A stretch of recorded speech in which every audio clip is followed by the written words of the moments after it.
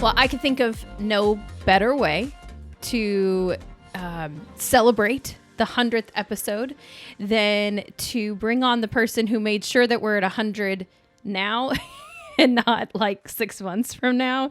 And that is my husband, Jeff Lowman. Hi. Hi. So we've had 100 episodes, and this is the first time you've been on the podcast, other than like hopping in and saying hi in the middle of a interview, which I usually cut out. Unfortunately. So anyway, we are at the 100th episode, and I said that because if I had it my way, I would have started the podcast in January of 2020, and instead in August. Yeah, we started in August of 2019, but it was in June of that year that I said, well, I think I'm going to start at the beginning of the new year. And you're like, no, August 12th sounds like a good date. Yep. So Jeff is an entrepreneur, and he owns his own business. He's a landscaper here in town and a hardscaper. And so Jeff, why don't you tell them a little bit about yourself? Well, I run a landscaping business. I was a one-man crew for 2.5 years, and just recently hired a new employee and kind of hit the ground running on a new set of just a new business. With an extra person, I can get a lot more work done, and it's been a lot of fun. Yeah. But yeah, that's pretty much my entire focus right now is trying to balance a growing, thriving business and trying to figure out how to also be a good family man, be a good father, be a good husband. And sometimes it's possible. Sometimes it can be quite challenging. What do you do for fun? I try to incorporate quite a few different things. I fish during the summer. We're about ready to get into the warmer months, and that's going to be probably once or twice a month going out fishing. I golf. I hunt. Mm-hmm. I don't do any of these things as much as I'd like to. Kids. Right? Yeah. But you started doing something with our boys recently. The honest truth is that I missed the cutoff date for spring sports to sign them up for spring sports. And so we are used to having some kind of sport that our boys are playing, and they're not this spring. So what did you decide to do with them instead? Well, and it's selfish and enjoyable at the same time, where I'm trying to get them involved in some of the things that I enjoy doing. And so being at the house is really tough with the kiddos. So I'm trying to get them out of the house. And so I got Carter and I once or twice a week go and play golf. And so we got them a set of clubs, and we're playing. They're the cutest, tiniest little set of clubs. There's like 4 of them. They have this itty bitty golf bag. It's pretty cute. Yeah, he likes them. He does. So we're trying to teach a swing to him and get that going. And then Jackson and I, we joined a climbing gym. And so a rock climbing gym. He loves American Ninja Warrior, and there's so much with that sport that I think he can enjoy. We're trying to get over some of the fear of heights and trusting the safety equipment as a part of climbing. And once he gets past that, I think he'll really start to thrive in that. Yeah. Yeah. He's our kid who likes to look at it. Well, he doesn't really like challenges, but he likes to use his brain. Yes. And so this is an activity, a physical activity, where you have to use your brain to figure out how to get up the wall most efficiently and effectively. So we saw this as a sport he could really kind of flourish in, and something he wants to be an American Ninja Warrior for sure. We watch those when they're on. So you started your landscaping business, Innovo Designs. When? So its unofficial start was August 7th of 2019, but its official start when I became a registered LLC was January 10th of 2020. So yes, you heard that. January 7th is when he started his new business, and I started the podcast. I'm sorry, January August 10th. No, August 7th was the unofficial beginning to his new business, and I started the podcast August 12th. And we had no idea it would happen at the same time. And I think we'll talk about that a little bit later. But when you started, it was just a bit like a landscaping business. It was a job. And one of the things that Jeff's really good about, and I knew this when we got married, is that he's really good at providing for the family. He's going to do whatever he needs to provide for the family. And so he set out to build this business. But in the last, I don't know, a couple of months, a year, it's really, you're kind of refining your mission. And it almost has nothing to do with landscaping. So can you talk about that transition that you made in your business? Well, and it all starts with what I define myself as. Am I a landscaper? No, I'm an entrepreneur who is working in the field of landscaping. And so the work is a means to the goal. And the work is also an opportunity to provide work and discipleship and mentorship for young people who are looking to be busy. So I've taken that and have kind of reset the mission to who I want to be employed with me are people who are young and looking for ways to get. So my main focus is to have young people have a means to pay their way through college. We have a pretty strong mission in this house to try to stay out of debt as much as possible. And that was a mission that we set out pretty much from the moment we were married to become debt free. And since that has happened, we have experienced some freedoms that we've never felt before because we don't have any debt. True. And that feeling of accomplishment and that freedom is something that I want to minister to young college boys about, that the power of security and financial stewardship really starts when they get into college. So this mission of mine is focused on trying to teach these young people that debt is not okay, and the easiest way for you to get into debt is to take out student loans. So my employee that I have right now, I vetted him for probably 6 months. I worked through his finances. I worked through his tuition and everything at his university, and we found a way to pay him fairly, give him a little bit of a scholarship for working with me, and provide all the finances he needs, along with scholarships that he's earned to pay for his tuition. Yeah. So he's providing a huge help for me, but in return, through the mentorship and discipleship, he is set off on a 3.5-year mission to survive college without owing any money. Yeah. And so that's kind of the mission of the business. Yeah. I'm really looking for those young people who want something more than just a paycheck. Yeah, and that right there, they want something more than a paycheck. It's easy for any of us to find a job, right? Just, this is a job that pays my bills. But a lot of times, especially when you're in college, you're not thinking about what happens after you get out of college. You're just thinking about the degree and what do I need to do? And student loans, because we both had student loans. Yep. So that was something we had to pay off. How much, do you remember how much we had when I think got when married? we started our marriage, we were probably in the ballpark of $65,000 in debt. Yeah. And it took us a long time. Yeah. Our shovels were never very big, but we just stayed at it, and we focused on your student loans first. We paid those off. Like every year we were paying off a portion of the student loan or something like that. But then, things happen. Like we needed a new air conditioning unit for the house, and it's like, well, there's another $8,500, So like you work on debts, and then all of a sudden you're not financially ready to handle a big emergency. And so you go back into debt. And, so these are things that eventually you catch up to them. Cycles that you try to stop. Is exactly. That getting back?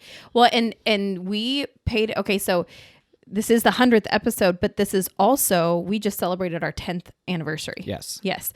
So it took us almost 9 full years of marriage to pay off all of our debt that we came into the marriage with.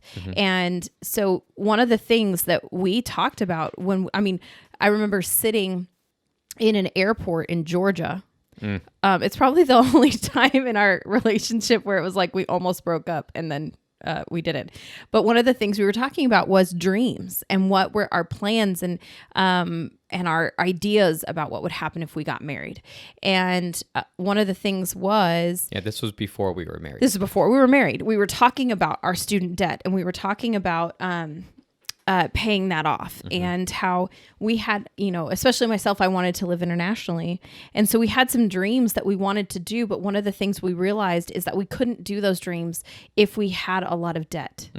And so we walked into the marriage knowing that one of our goals was to get debt free, because once we were debt free, we could have a little more freedom to follow those dreams and those, goals that we had for ourselves and that we felt like, we'd always had for our marriage. What your goal is in helping these young boys is, these young men, they are not boys. These young men is helping them to see that, hey, if you can come out of college debt free, you're setting yourself up to be a better man of God, a better husband. You're setting yourself up to be able to achieve and accomplish your dreams sooner. Would you say that all of those are like life skills that you hope to instill within these young men? Absolutely. I mean, it's really rewarding too, because first off, we're working hard, right? So there's value in labor. Yeah. Both physically, right? Physically, mentally. Teaching young men to work with their hands and learn these skill sets.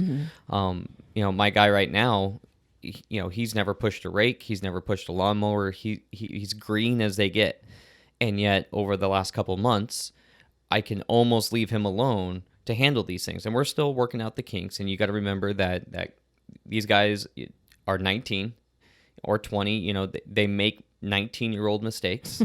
But as long as their heart was not being negligent or malicious, then I have room in the business to and my heart to forgive them. And because my whole learning strategy is through experience. So I try to learn every day. And as you get the fundamentals established, learning becomes a lot easier because they're all based upon the fundamentals. He doesn't even have the fundamentals yet. So we're working through that. Give him 6 months and he'll be up and running, and I won't even have to keep eyes on him. He's just that good of a guy. Well, and we could all agree with that. We think about what we walked into our freshman year of college, or if you didn't go to college, into your first year in the professional world, and then think about where you were 4 years later. You're not the same person coming out. Even if you're like, okay, yeah, education aside, I, as a person, have learned so much about life, about paying my bills, about getting an unexpected expense, about making a huge mistake at work and having to own up to it, knowing that there's a big chance I could get fired. Yep. And maybe you do get fired, and then you learn from that. So, you have a good friend that says to you, this is what you signed up for when you thought about this mission of helping these guys, that it's your business isn't just about landscaping, but it's about raising the next generation to be hard workers and to be financially literate individuals. You also signed up for helping them kind of grow in these areas. I bear the burden of stupidity might be a little bit too hard of a word, but we all have those stupid moments where we just don't see enough around us. And as the business owner, sometimes it's expensive. Yeah. But I guarantee he won't do it again. And it wasn't because don't do this or else, you're going to be in trouble. It's, hey, let's set up a system that you're responsible for, a tool was left and it inevitably got stolen. Well, it's like, okay, your responsibility now is, before we leave any place, is to visually see every tool that's supposed to be on it. Let's print out a checklist. Here it is. We'll put it right on the trailer. And every time we put everything away, you look at that checklist and you look in the trailer. That's his responsibility. I'm too busy thinking about the next job, the next yard, that what's happening 3 weeks from now. Like my mind is constantly going. I don't have time or social, mental bandwidth to deal with that sometimes. So let's give him responsibility. And that way, if it happens again, there's a system that was broken. It wasn't. So there's safety checks to be able to fix these issues from happening again. Well, rules are usually made for a reason, Correct. right?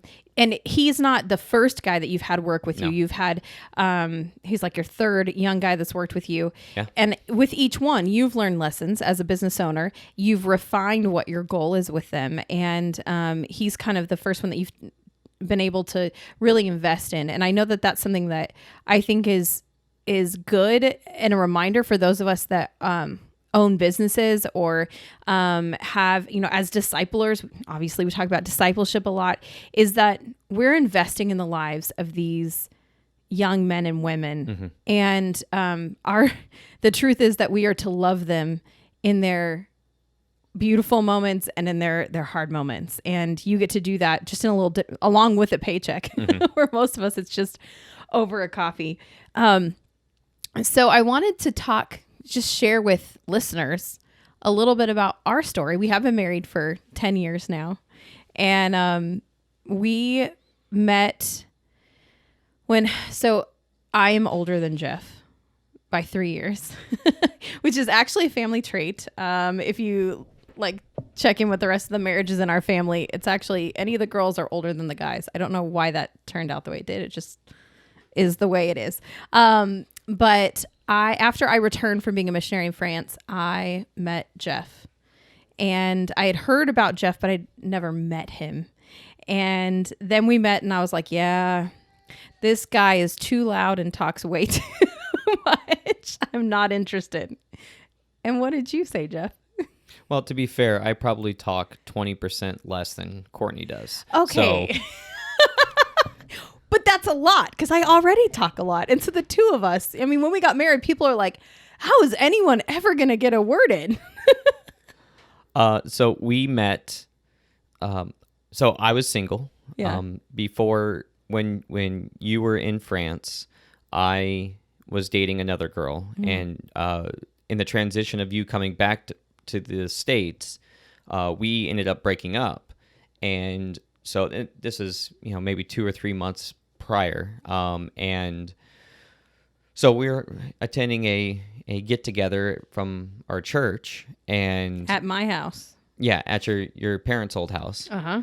And I was just, I was interested in seeing girls. And so there was another girl there. I was like, yeah, I'm, thinking about maybe, just flirting with her or whatever. And Yeah, get ready for the most romantic moment you've ever heard, guys. I was like, well, she wasn't interested. So there's Courtney. And I'm like, well, let's just spin the table here and see what happens. And she was fun, entertaining. We were fun. We were laughing. We were having a good time. And I was like, oh, okay, well, this could work. This could work. Okay, so he's being really nice because he's being recorded right now. What he usually says is, well, you were the one that took the bait, so... When you're fishing, you don't really get a choice who grabs the bait. Oh my gosh. Anyway, so we didn't really start dating, but there was that interest. And so I then proceeded to turn every opportunity that he asked me to go on into a group friend activity. Unfortunately, yes. I was like, he'd say, do you want to go to the movies? Yeah, great. Let's get a group of people and go. Do you want to go play pool? Yeah, great. Let's get a group of people and go. And finally, one night, we ended up talking outside a place where we had gone to play pool with friends for several hours in the parking lot. And in August, and it was miserably hot. It was like till 2 a.m. Yeah. Thunderstorms rolling in the background. Yeah, there was lightning and everything. So that was kind of like our first time of talking a long time. So then he gives me a call a couple days later. I am a high school teacher at this point in time. I'm doing training that day, and I'm talking to him, and he makes his intentions clear. And he says, and I said, well, think of all the excuses. I gave them all. Life is really busy right now. I'm starting school. I'm just really freshly back into the States from going to France, and I'm not really in a place to date right now. And your response was? Through all of these excuses, I didn't hear a no. So I'm going to continue to pursue you until you say no. And how do you respond to that? I was like, And we were going to go hang out with some friends that night. Yeah, to a play. So I was like, well, okay, well, I'll see you tonight. Yeah, I didn't know how to respond to that because it wasn't like, okay, well, All you could have said, and your whole life would have been different. Right there, you could have said no. And I would have been like, where was that other girl from? No. I was very invested at that point. Yeah. There was... her excuses were not enough to persuade me otherwise. Yeah. So there was nobody else even close to on the radar. I was fully invested. So it took me like a day. And then I was like, yeah, okay, I'll date you. And so we dated that was the first day of school that I said yes. Mm-hmm. And on the last day of school, he proposed. Mm-hmm. And about a week before that, we were actually at church together. And he was sitting, I had gotten to church on a Wednesday night, and he was sitting in his car. And I'm like, what are you doing? And he's like, I'm talking to your dad. And I knew why he was talking to my dad. And I was like, ugh. And I was like so excited. And so he comes in and I said, did you talk to my dad? He's like, yeah. How did your conversation with my dad go? He pretty much said, well, I guess I'm going to have to talk to Courtney about this before I give you my blessing. And I was like, okay. So I proceed to go out. I'm like, I'll be right back. And I ran out into the parking lot and on my cell phone called my dad. I'm like, Dad, what are you thinking? And my dad, being very kind, was like, well, we haven't really talked about marriage between you and him and if this is something you want. And I don't want to say yes if it's not what you want. And I was like, oh, well, could you say yes because that's what I want? So my dad did say yes, did call you back, said yes. And then a week later, you proposed. I did. And I knew he was going to propose on that final day of school. So I got home, I did my hair, I got myself dressed, made sure my nails were painted. And wondering what it was going to be. And so you came that night. And how did you propose? Tell our proposal story. I am not a romantic. That's true. I'm quite terrible at it. So I was like, well, let's just get this over with so we can enjoy the night. So like right in the Isn't that so? Doesn't that just make your heart pitter patter? Well, there's just so much more to enjoy than like the anxiety of wondering what's going to happen in the future. I'm terrible at presents. I'm terrible at surprises. So and I'm still married to him 10 years later. Yeah. So we're in the parking lot about ready to go to, or the driveway about ready to go to have a couple drinks and enjoy the night. And I was like, well, let's just do it right here. It's like, will you marry me? Pulled out the ring. And I would say the worst part about the whole experience was that I didn't know her ring size. And so I put the ring on and it's like sloppy as all get out. And it's a beautiful ring, right? Like, yeah. But it just was too big. And so she can wear it that night. We put some medicine tape on the bottom of it.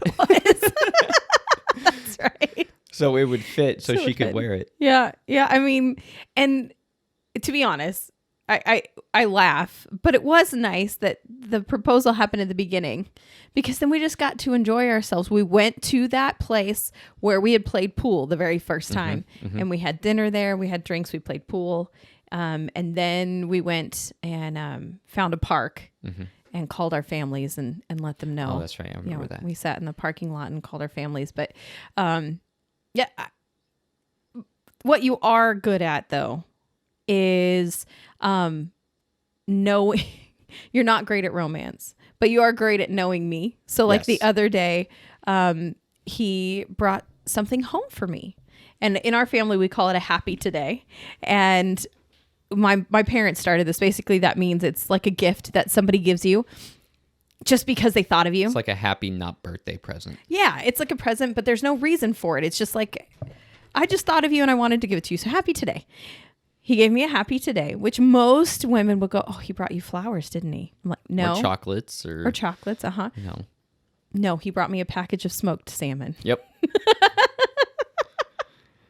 Because I love smoked salmon and I never buy it because it's too expensive. I'm like, I'm not paying that much. The best analogy I can give you as to how she responded was when the ice cream truck comes rolling around the corner with the alarms blaring. I barely had time to open it up. He didn't just bring it home. I was sitting there. I said, thank you. And then a few minutes later, he comes in and he's arranged some on a plate for me. And yeah. And then he ate the rest. So there was none left. Cheaper than flowers. He's also a bit of a cheapskate. So yeah. Mm-hmm. Okay. I'm going to ask a question here. Okay. What is something that would surprise people about me? And I'm going to answer the same question about you. What would surprise people about you? Yeah. You're highly unorganized. My friends are going, no, that doesn't surprise us. Yeah. Or you only clean when people come to the house. That's true. I don't like cleaning. Yeah. Yeah. For Jeff, he obviously is very controlled. He's not romantic. But he is actually very emotional. Yes. And much more emotional than I am. So when we both love Broadway musicals, this is something that we share. And I'm blessed because when I say I want to go to a Broadway musical, you don't go, ugh. You're like, okay, which one? And are we sitting in the good seats? Right. But he will always be the one crying at the end and not me. Or at intermission. Or after the first song. Yeah. Anytime that there's a moving musical performance. I thought I was emotional until I met your father, though. So that's true. Maybe that's why it doesn't faze me that you cry, because I grew up with a dad who cried at Hallmark commercials. Yeah, he sees a caterpillar turn into a butterfly, and he's wrecked for the rest of the day. Not that much, but yes, there's crying there. I want to know what your favorite memory is from our 10 years together. Favorite memory? Mm-hmm.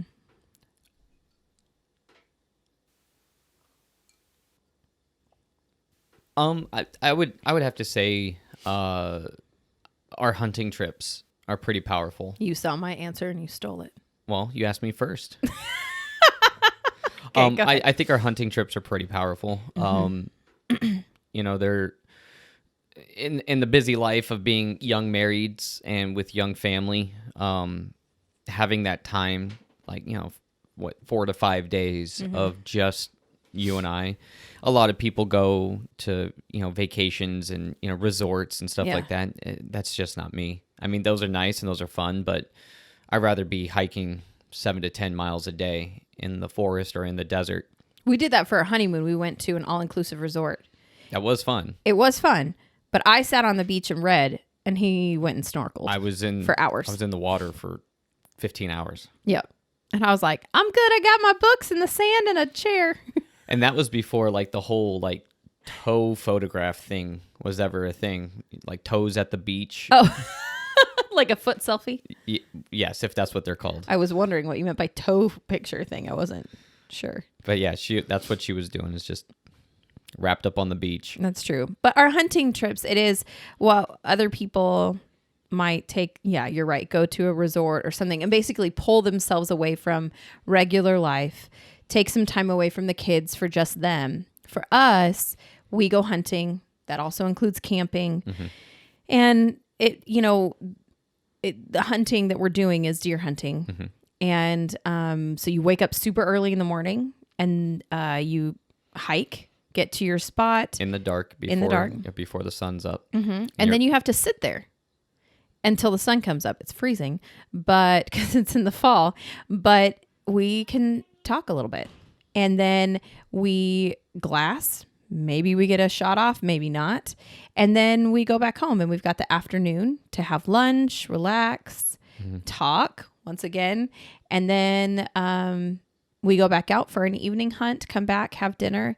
And one of our favorite things to do is to, maybe have a little coffee or a drink together with the heater.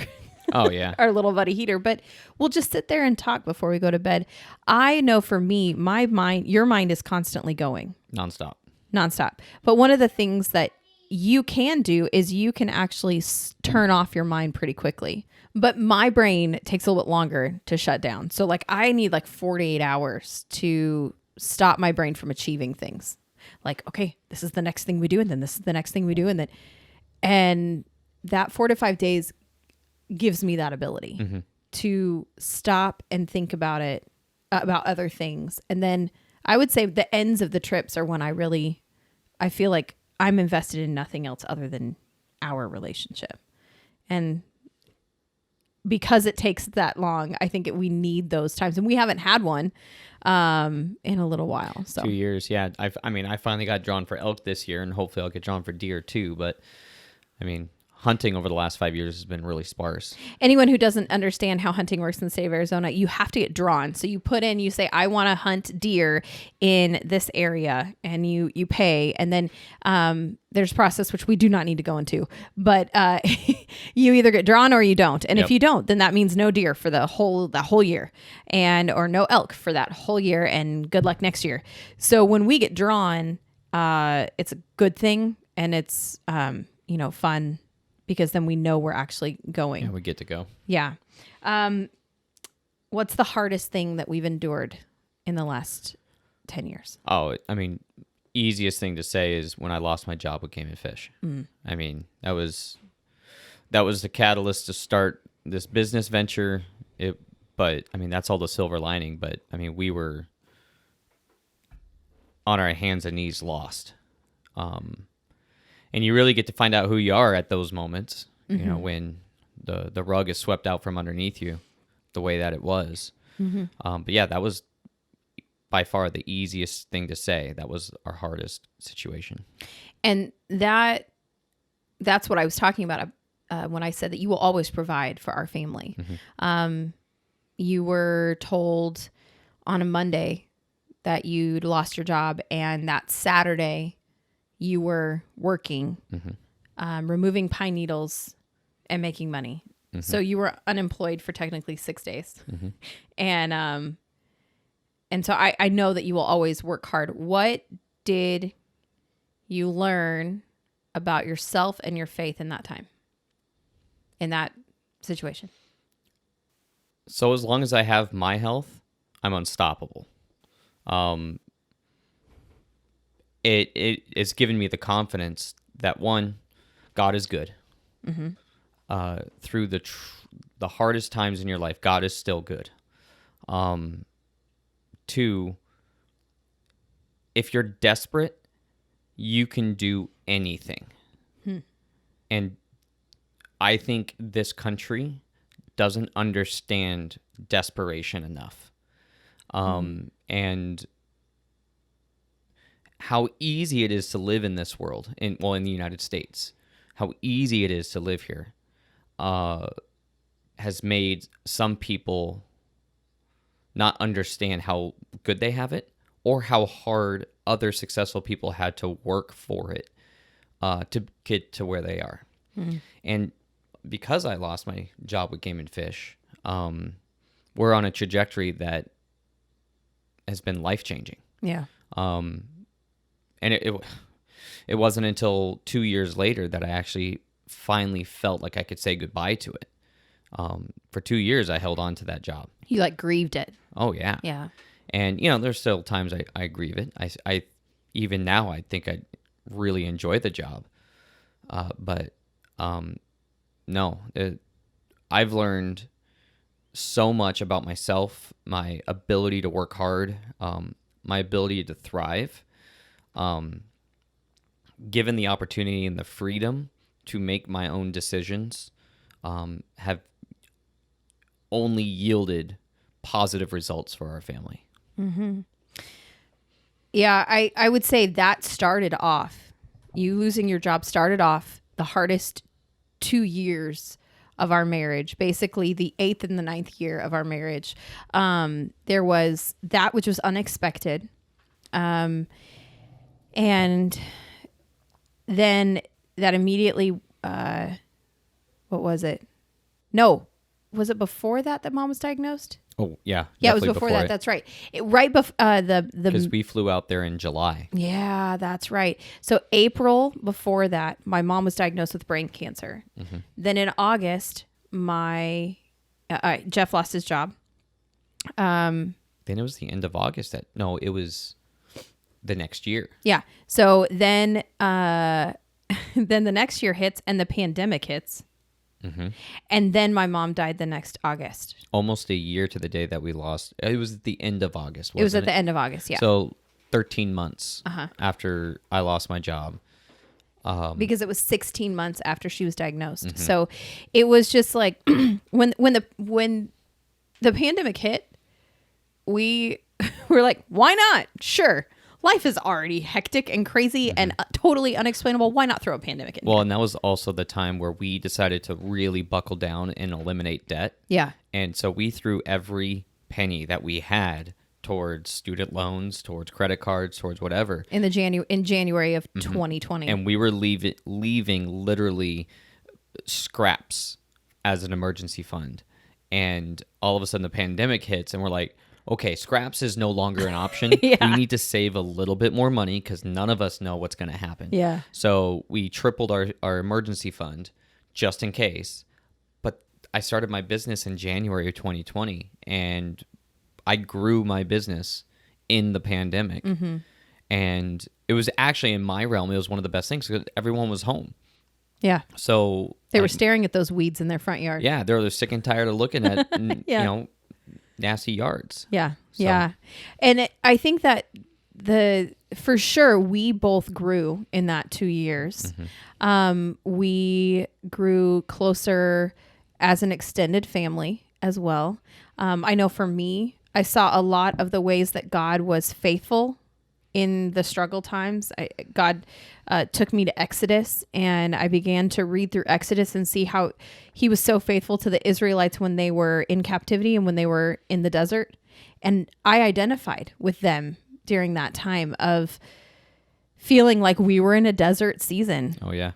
Feeling like we were in the wilderness and just kind of being like, God, what are you doing here? Because we thought we had a direction, and it seems like every 2 months this direction just changes, or there's another rock in the road for us to get over. So, yeah. Well, and it wasn't until last year.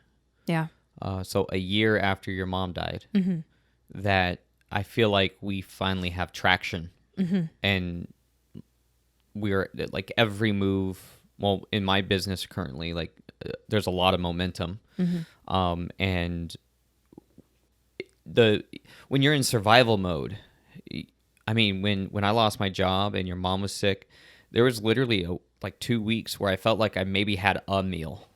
Like I was so mentally focused on the day and I was hurting so bad that food just wasn't important. Jeff is one of those people that food is like an imposition. It is. It's not something that's necessary. And so there are times when he is flustered and I will say to him, when is the last time you ate? And he's like, I'm like, okay, I'm going to need you. We were actually driving. We were on a family trip once, and he had been busy that morning getting everything ready for the trip. And then we get in on the road. He gets a little hangry. Yep. And so we were driving and he was just grumpy. I said, when did you eat? He goes, oh, I didn't eat this morning. I go, there's a McDonald's at the next, stop. I'm gonna need you to pull over and get yourself food because I am not continuing down the road with you like this. But food for him is an imposition where I'm the other side. And for me, it's a comfort. Mm-hmm. And so for me, I will often, if I'm like in a frustrated moment, I will find something comforting to eat. And Jeff is the opposite. So it's interesting because we have very different approaches to food, which is why I always know what we're going to be eating for all 3 meals. And then he'll come home, and I've just learned to ask the question, are you eating dinner or no? He'll sit down at the table with us, but he doesn't always eat dinner because his brain's just going too much for him to eat. But also, I get up at 4:30 in the morning. Oh, that's true. So my day is offset by like 3 hours by anyone else in the house. So I'm hungry at 4 o'clock. Yeah. We don't eat dinner till 7, it feels like. Sometimes, yeah. So yeah, that was, I mean, a lot of growth in that area, but I mean, God is good. And good things happen to people who are active. If you're sitting there and waiting for good things to happen to you, nothing will ever be good. You become good by treating people correctly, by working hard, and I see this in my path, that as long as I treat clients right and do appropriate mentorship and try to be as good as a father, do quality work. Yeah, do quality work, but being a good father, those are where the dividends come back, because you're rewarded for those things. So yeah, I mean, it's been a lot of work, and we have had to be intentional in that grief and in that struggle to make sure that our relationship has stayed strong, because there have been times where we have not had date nights.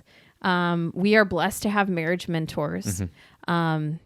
Sue Sunderland was on the podcast, I mean, way in the very beginning, talking about marriage, but her and her husband, Dean, are mentors to us. And we have had moments in that time where we called them and we said, can you just come and help us talk through some of this stuff? Because it's not that we're going to get divorced or we're going to end our marriage, but like we just recognize that where we're at is not marriage counseling healthy. Is not a 4-letter word in this house. Yeah. We rely on it. We welcome it. And having just an open discussion with a mediator in there, it's freeing for both parties. Because one of our goals as a married couple is, the thing that I've always said is, fight for the relationship, never for yourself. And if you're going to have a fight, focus on the relationship. How do we make the relationship better? And it's not by attacking somebody. You're terrible at this, or you'll never be good at this, or anything like that. It's like, for the sanity of the house, let's get these certain things corrected so everything runs more smoothly. So those are, and then I'll make jabs from time to time, but not during a fight. Never during a fight. That's true. And you're usually the first one to step in and say, we need to talk this through. Absolutely. Because I'm a stuffer. I just like hold it in. Yeah. I am not. And he is not. He's like, we need to talk about this now. We don't have time later. And we've got the time now, or we're going to make the time now and let's talk it through. And in a way, I see that as God's providence, because if I had someone that was less abrasive is a bad way to say it, but like... I'm not adverse to confrontation. Yeah, thank you. If I had someone who was less confrontational, because I hate controversy, so I will avoid it all the time. If I had someone who was less controversial, then probably things would go unnoticed and undiscussed for longer within our relationship, where you, more than anybody in my life, can tell that something's wrong. I feel like I'm hiding it really, really, really well. And no one else knows that I'm suffering or knows that I'm upset. And then you look at me and you're like, what's wrong? I'm like, how do you know? I thought I was doing a good job of like, but you know me so well, and you make me talk about my feelings. And that's not as easy for me, where I feel like I'm able to encourage a lot of other people to talk through the things going on in their life and be a good listener. This is the one time when I'm not a great talker. So we actually have questions from listeners. So I put it out there on social media, and I said, and on our email, which listeners, if you don't get our email, go and sign up on the website. You can just go to the newsletter tab, and you'll find out if we have questions coming up, if we need questions from you or input for one of our episodes coming up. So we have questions from listeners. So Megan, who is a friend of mine from college, she wants to know, she has 2 questions for us. She wants to know when we're moving to Nashville. And she wants to know what we've learned about God in the past few years. Well, Megan, you get me 40 to 50 yards and we'll move to Nashville. Don't challenge her. She'll do it. Hey, if I can move knowing there's work there, I could be a landscaper anywhere. That's true. We did go on family vacation to North Carolina this last fall. And that was one thing we said, there's a lot of lawns to mow out here. Mm-hmm. What have we learned about God in the past few years? I would say that God is just faithful. Trust in him, and how bad things can go. It all irons out over time, right? And it's like with your mom passing. It's a terrible time. Like, she was taken way too early. That's what we think. Mm-hmm. But you put it into an ethereal perspective. She was taken exactly when she was supposed to be taken. It's just not the normal way of passing. Yeah. And that makes it really hard for us who are staying. But you look at it and you're like, life is good. The people around, we've built a support structure around us that when times are trying, they got our backs. Yeah. And so love on God with all your heart, and everything is okay. And focus on the good, and the bad just kind of rolls off over time. And then I'm not saying you have to work through the bad, correct, but you got to grieve. Yeah. You have to grieve, and grieving is okay. I forgot the exact situation, but maybe it was Leanne that said this. But like, we were having a really rough stint, mm-hmm. and we're just going through life. But then so someone said to you, it's like, Courtney, you just lost your mom. Your husband just lost his job. You're grieving. Mm-hmm. Let yourself grieve. Like, you're taking on so much right now, and you don't have to. Or it's okay to melt down from time to time, because you're handling like it's all okay, but it's not. It's okay to not be okay, right, basically. Right. Yeah. And so, learning how to grieve, because again, as an American, there's not a lot of grieving in our lives. Yeah, we don't do grieving well in America. Yeah. And so when someone in your life passes, or, it's like, you think about the things that are going on in Ukraine right now. Like, how little is it that I lost a job when the buildings in Ukraine are getting, obliterated? Mm-hmm. You put it into perspective, it's a first world problem.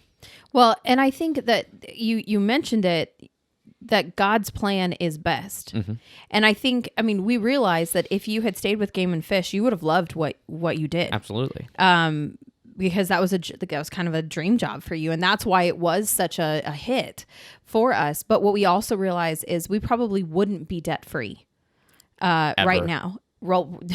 Definitely not right now, unless I had gone to work and found some really high paying job. Mm-hmm. And one of the things that we have put in priority is me either working from home or staying home to take care of the kids. Mm-hmm. And that is yes. Have we made sacrifices for that? Absolutely. But that was one of the things that we just had kind of accepted when God was like, no. You're actually going to lose this job, but then I'm going to help you build this business that's going to help you pay off your debt much faster than you thought. Mm-hmm. And in that time, I'm going to realign your dreams and your focuses to be closer to what I want, mm-hmm. Mm-hmm. And so I think God's plan is always better, even though that's what I've learned. God's plan is better, even though we always think that we know what's best. Mm-hmm. Yeah. All right. So our friend Ruth Ann, she sent over a whole barrage of questions. Okay. So first one, over or under? And I'm going to assume that she means toilet paper here. Well, 9 times out of 10, the toilet paper isn't even on the roll. So Thanks, Ruth Ann. Is there a third option for just on the roll? That's how I prefer it. Not sitting on the counter. Correct. With an empty roll on the spinner. Well, hot take, people. Hot take. I don't care. Neither I don't do care. I have had piano students that came in and changed the direction. No way. Really? I'll tell you who later. But... I think I know. Okay. I think I know. All right. Next, crunchy or creamy? And I'm assuming she means peanut butter. Neither. Yeah, there's another hot take. I do not eat peanut butter. It's a That's a 4-letter shame. word. Not for you, maybe. It's like my favorite thing in the entire world. Oh, it's disgusting. So when we got married, I used to get certain things in my family growing up because I got to eat them. Chocolate covered cherries, coconut macaroons, and what's the Girl Scout cookie with Thin Mints? Oh, no. No, the coconut and the eclairs? No, Samoas. Samoas. Oh, those are good. See, and I would get them growing up, and I could eat them all myself because my dad and my brothers didn't like coconut, and my mom and I would just eat on them. Well, then I found out he liked coconut, and I'm like, man, so I don't get this whole box to myself. Not that I need a whole box to myself, Anyway, but anything peanut butter, he does not like. Hard pass. Yeah. And mine depends on what I'm doing with it. If I'm using it in something, I'm going to say creamy. If I'm just dipping like a cracker in peanut butter, I like the crunchy. I like the texture. But he doesn't care. Okay. She said, if you two are pitted against each other in a hunting challenge, who could out-hunt who? Even though Courtney loves hunting, she doesn't have enough experience in it to be as proficient as I can be. However, put a pistol in her hand, she is probably 30 to 40% more accurate than I am. I'm faster, but she's more accurate with sights and things like that. So as far as hunting, no, I'd probably win. And there's enough evidence to prove that. That's not like conjecture. So we've gone hunting. Here's the thing. When I am hunting with him, we will always find a bigger buck. If she has the rifle, we find the big bucks. Yeah, but that doesn't mean that we've been able to shoot it because I've never shot a big game animal. That's still on my list. For those of you that don't know, when my dad did finally agree to let Jeff marry me, Jeff had to agree.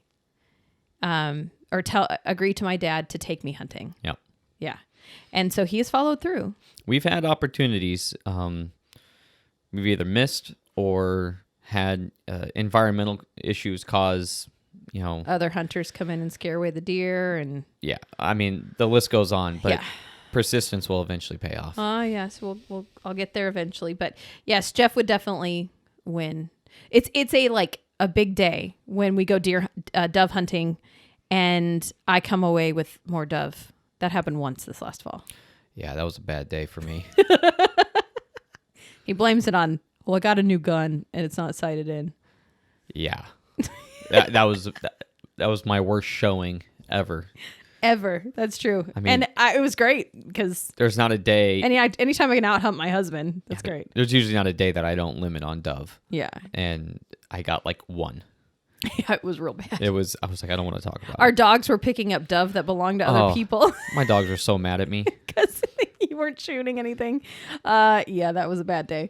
Okay, so Dylan, also known as my brother, wants to know when was the last time you killed a deer in the last couple of years. I actually would like to know the last time Dylan actually went deer hunting. So the joke here is my brother lives in Texas. And for those that do not know, the draw works very differently. There's not a draw There's in Texas. not a draw in Texas. You buy a hunting license and you kill 6 deer. You can kill 6 deer. And here in Arizona, you have to get drawn. And Jeff has not gotten drawn in the last 2 years. Well, no. it's my last deer that I killed was 2017. So it's been a long time. Yeah. But Dylan over there throwing out these jabs across the airwaves. He goes out there with a glass of sweet tea and sits on a park bench and shoots a crossbow across the ravine. Jeff's only kind of exaggerating. And then maybe not a park bench, but he puts up a pop-up blind that has a little buddy heater in it. Yeah, he's not freezing on the side of a mountain for sure. Then he drags the deer over 5 feet to a deer hanging facility and cleans it out right there. Oh my gosh. Anyway, so if you're wondering what Thanksgiving dinner looks like in my family, here it is. In all honesty, Dylan, because he just got his first rifle deer, I think, in Texas. I think so, yeah. And see, that's an actual hunt. And he also shares with us. Since we have not been drawn for deer, and he can, he is very kind to let us eat his deer when we go to Texas and visit them and that type of stuff. It's a great resource and it's a lot of fun. I love Dylan to death and it's not a bad thing at all. He shared his, we went there on vacation and he gave us summer sausage to enjoy on the way back. And so he does share with he gifted us an entire deer. I think so. Yeah. Yeah. So, and a hog. And a hog. Yeah. So there's when you live in a hunting family, we do eat a lot of wild game when we can. We prefer to provide for our family in that way. In fact, my kids prefer venison meat or duck breast over chicken and steak any day. Yep. I have to make them eat chicken and steak, where if I serve them duck or venison is deer meat for those that don't know, they will eat it and ask for seconds and thirds. So that is what we've trained our kids to be. So anyway, well, we have one final question that we ask everyone. And we know we're not meant to live life alone. You're not allowing these young men to live life alone. So who has helped you along in your journey? There's a lot of people. I would say, for me, the Sunderlands are pretty big. My craftsmanship is something that I really rely on right now, and that was actually bestowed upon me or pushed into me with by Tom out in Maricopa. Maricopa is the town where you grew up. Yeah, and him and I are pretty much best buds, and I have found that some of my closest friends are a generation older than me or 2 generations older than me. Yeah. And because I find a lot of value, one, in the old way of doing things, just the you work hard and you get money that way. That's how you provide a living, is by working with your hands. So that is one way, one person. But the Sunderlands is a huge influence on our marriage, and so that helps us get down the road a lot easier. Yeah, because we have people we can rely on. Yeah, and then also your father. I would say that your father has been a big influence, because you could talk to him at any point, and he'll give you very objective influence. Yeah, and it's welcomed in my life. Yeah, absolutely. Well, thanks for finally joining me on the podcast and for being honest with us today. I appreciate it. My pleasure. I love you. I love you.